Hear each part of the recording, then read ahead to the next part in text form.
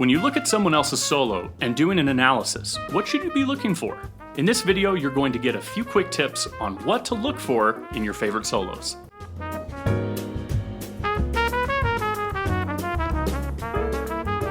Hi, my name is Jason Klobnak, and I'm a jazz trumpeter from Denver, Colorado that helps musicians find a better way to improvise. If you're looking for a quick jazz improv tip that will help your soloing, then you've come to the right place.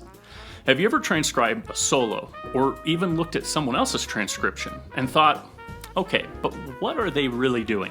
What are they thinking? You might have even had a teacher or professor tell you that it's important to do some analysis. But what should you be looking for? For years, I was stuck doing analysis, similar to what you might do in Western art music by doing a vertical harmonic analysis. For instance, this note is the flat 13 of that C dominant chord, which absolutely has its place and it's valuable. But it might not be in context of what the soloist was actually doing or maybe even thinking. It's important to find out the how and why your favorite artist's lines work.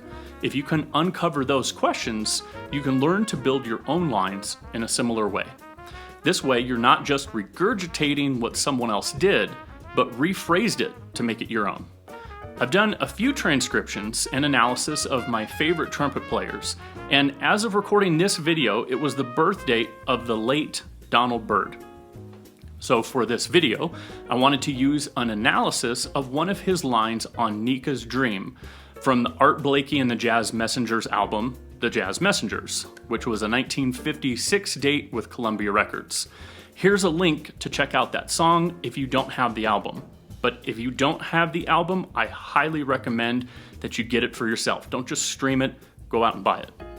While we're not going to look at the whole solo, we will look at 4 bars to show you my breakdown of what I see him playing and how I can relate to it and build from it. This is not inferring in any way that this is how Donald Byrd thought or played when he improvised. If you were to count out the measures of his solo, this particular 4 bars would be measures 42 through 45. Here's what it looks like. If you followed any of my videos, taken lessons with me, or been a part of any of my targeting courses or masterclasses, then you know how much of a fanatic I am about the concept of targeting. So let's take a look at how Mr. Byrd targets specific notes. Bar 42 looks like he is thinking in the key of D flat. Notice how he chromatically targets the F in bar 43. Then, in measure 44, he uses a diminished targeting concept to get to the F on the B flat 7 flat 9 chord. A similar concept using diminished and half diminished ladders targets the B flat in that same bar, but then immediately starts to connect the idea to a similar ladder heading into the E flat 7 chord. Is he thinking in D flat for this line? B flat? E flat? Or even A flat? To be honest, I feel like it was a combination of thinking in D flat and then shifting focus over to A flat halfway through that B flat 7 flat 9 chord. Either way, there's a definite use of 3 different targeting tools that target essential notes that were either in a key area or in the chord of the moment. I love the way this particular line flows because of the great combination of targeting concepts, key center playing, and of course, Donald Byrd's soul.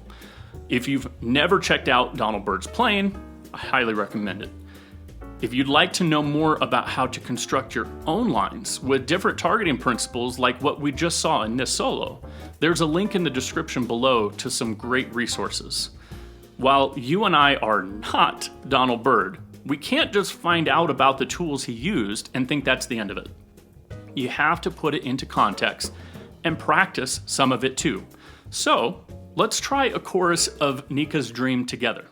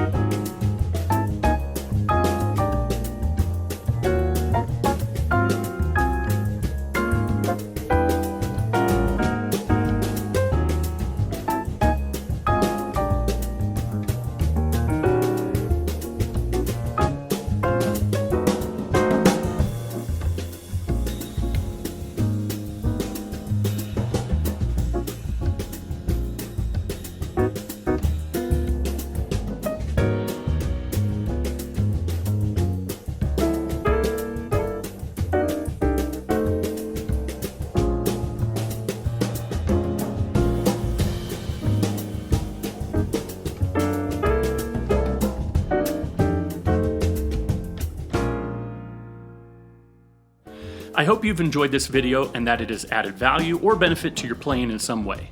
Be sure to hit that subscribe button and that bell that's right next to it that lets you know when another video comes out. And if you know any other musician that might find this useful, you can share it with them too.